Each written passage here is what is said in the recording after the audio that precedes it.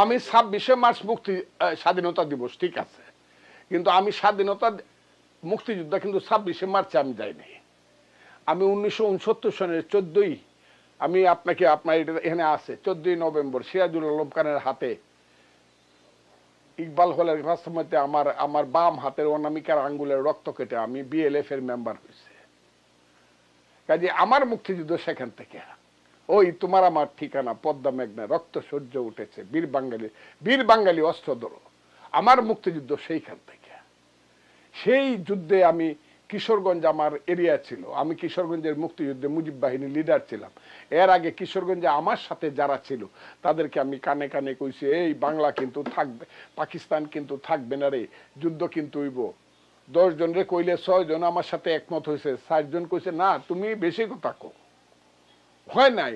6 জন আমার সাথে রয়েছে, আমি তাদের নাম এখনো বলে দিতে পারি, যারা আমার সাথে যে 15 বা 20 জন আমরা মুক্তিযুদ্ধে বিশ্বাস করতাম, মুক্তিযুদ্ধ 26শে মার্চের আগে, আমি তাদের নাম, এদের অনেকেই এখনো জীবিত আছে, অনেক মারাও গেছে, কিন্তু এখনো 5 জন 6 জন 7 জন জীবিত আছে। যে আমি বলছি 26শে মার্চের আগে এই দেশ স্বাধীন হবে, বাঙালির একটা দেশ হবে, বাঙালি জাতির একটা রাষ্ট্র হবে, একটা সোনার বাংলা হবে, আমার স্বপ্নের সেই স্বাধীনতা আসবে, আমি সেই মুক্তিযোদ্ধা। 26শে মার্চ আমি আমার গ্রাম জয়সিদ্ধিতে ভোরবেলায় ছিলাম, ইটনার থেকে 3 কিলোমিটার দূরে আমার বাড়ি। ওখানে আমি নদীতে গোসল করছিলাম ইটনা আসার জন্য, কারণ এর আগের দিনও আমি বক্তৃতা করে গেছি ইটনা সদরে, ট্রেনিং দিই, আমরা মুক্তিযুদ্ধের ট্রেনিং দিতেছি। 11ই মার্চ থেকে 25শে মার্চ পর্যন্ত ট্রেনিং দিয়ে 26শে মার্চ বাড়িতে আসছি। ওই তখন ইটনার থেকে নারায়ণ রায় নামে একজন কর্মী, যে আমার এবং ইটনার নেতাদের শাহাবুদ্দিন ঠাকুর এবং বুলবুলদের কমিউনিকেশন রক্ষা করত, সেই নারায়ণ আইসা বলল তাড়াতাড়ি ইটনায় চলেন, বাংলাদেশে বঙ্গবন্ধু স্বাধীনতা ঘোষণা করছে। ওই কিন্তু আমি সব, আমার বড় ভাই ছিল তখন, কত মানুষ ছিল আমার, এই 10 মিনিটের মধ্যে 500 লোক লাঠি নিয়ে বাইরিল, টিক্কার মুখে লাথি মারো সোনার বাংলা, বুট্টুর মুখে লাথি মারো, এহিয়ার মুখে লাথি মারো সোনার বাংলা। মিছিল করে ইটনা গেলাম। ইটনা যাওয়ার পরে ওয়্যারলেস সেন্টার থেকে একটা খবর আসলো যে ফজলুর রহমান সাহেব, কারণ আমি প্রধান নেতা, ফজলুর রহমান সাহেবকে একটু আমাদের এখানে আসতে বলে। আমি গেলাম, পরে ওয়্যারলেসের অপারেটর আমাকে একটা কাগজ ধরায় দিল সকাল 8টার সময়, 26শে মার্চ সকাল 8টায়, যে এইটা ঢাকা থেকে আইসে ওয়্যারলেসের মাধ্যমে, এই দেশের স্বাধীনতা ঘোষণা করছে, নিচে রেখা আপনাদের শেখ মুজিবুর রহমান। কথাটাকে এই কাগজটা আমি পাইলাম। হ্যাঁ, ওয়্যারলেসে গেল, উনি তো ওয়্যারলেসের অপারেটর, তখন তো এমনি ফোন আসছিল না বা মোবাইল আসছিল না, উনি আমার হাতে দিল, কারণ উনি জানতেন আমি হইলে মেইন লিডার ইটনা।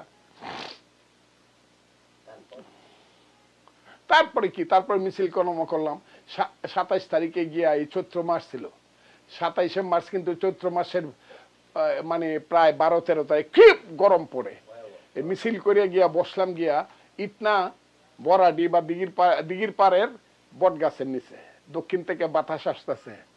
বুলবুল নামে কলেজের বিপি ছিল একজন, গুরুদয়াল কলেজের, গোলাম রব্বানী বুলবুল, আর শাহাবুদ্দিন ঠাকুর, আর আমি আরো বইছে, বলে দেখ এই ফজলু দেখো দেখো, আমরা পরস্পরকে তুমি ডাকতাম, এই দেখো দেখো কি কই, যে একজন মিলিটারি অফিসার স্বাধীনতা ঘোষণা করতেছে, আমার কোন জায়গাটাতে আছে, 7 ঠিক গুয়াহাটি সেন্টারটা যেখানে ধরতো, ঠিক তার পাশ থেকে ওই বিপ্লবী বেতার কেন্দ্র চট্টগ্রাম। এই মুহূর্তে বাংলাদেশের একজন এই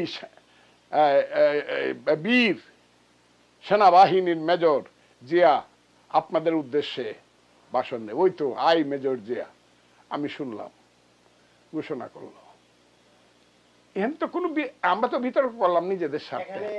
আপনি মানে আপনার বক্তব্যে বললেন যে প্রথমে জিয়াউর রহমান নিজে ঘোষণা করছে, তারপরে বঙ্গবন্ধু হয়ে ঘোষণা করছে, একই সময়ে এক জায়গাতে বসেই ঘোষণা করছে। কেন শুনেন, নিজের নামে ঘোষণা করছে, এইটাও উনি মনে করছে আমি ঘোষণা করে দিলাম, ফ্র্যাঙ্কলি ঘোষণা করছে, এবং সাহস নিয়ে, কোনো বাপের বেটার সাহস ছিল নাকি বউ বাচ্চাকে ক্যান্টনমেন্টে রাখে স্বাধীনতা ঘোষণা করে দেওয়া, বাঁচবে কেউ?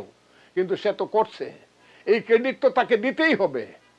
কিন্তু পরে যখন যারা ছিল, ওই যে রেডিও সেন্টারের ছিল, আওয়ামী লীগের নেতারা ছিল, টেমার সিদ্দিকি যারা ছিল, এগুলো খোঁজ নিয়ে দেখেন চিটাগাঙ্গে যান না কেন, তারা তখন বলল যে আপনি তো নিজের নামে ঘোষণা করতে পারেন না, কারণ আপনার পিছনে তো জনগণের এন্ডোর্সমেন্ট নাই।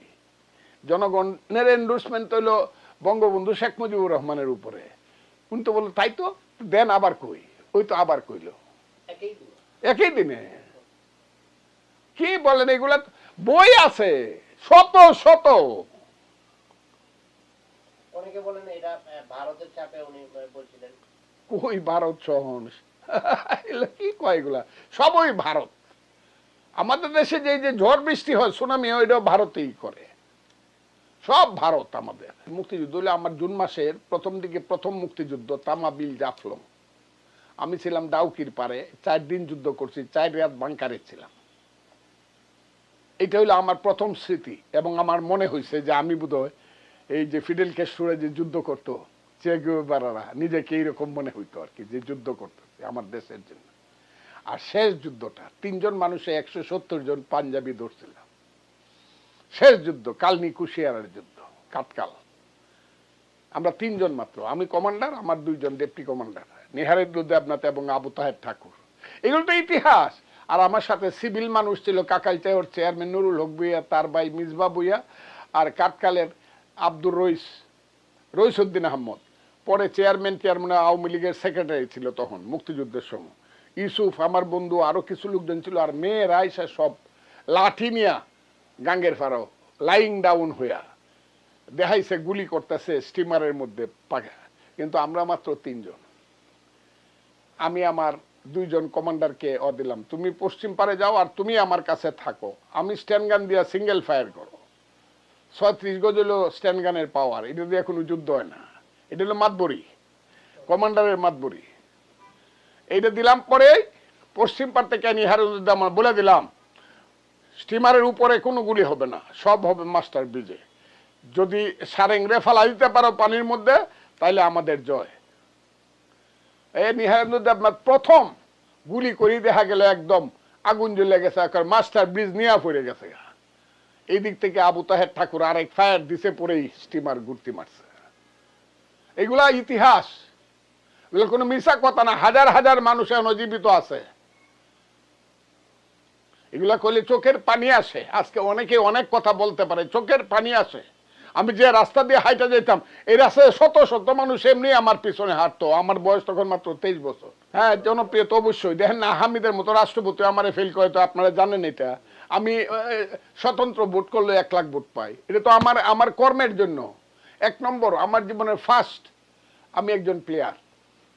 সাঁতারু, ক্যারাম বোর্ড, তাস, ফুটবল, এটা হলো আমার প্রথম জীবন। বন্ধু বান্ধবের অভাব নাই। তারপরে রাজনীতি, ভাইয়েরা আমার। তারপরে হইল মুক্তিযুদ্ধ। আমার কি নাই জীবনে? মানুষ কেন আমাকে ভোট দেবে না? জীবনে 1 টাকাও মানুষের কাছ থেকে টাউটারি বাটপারি করে নেই নাই।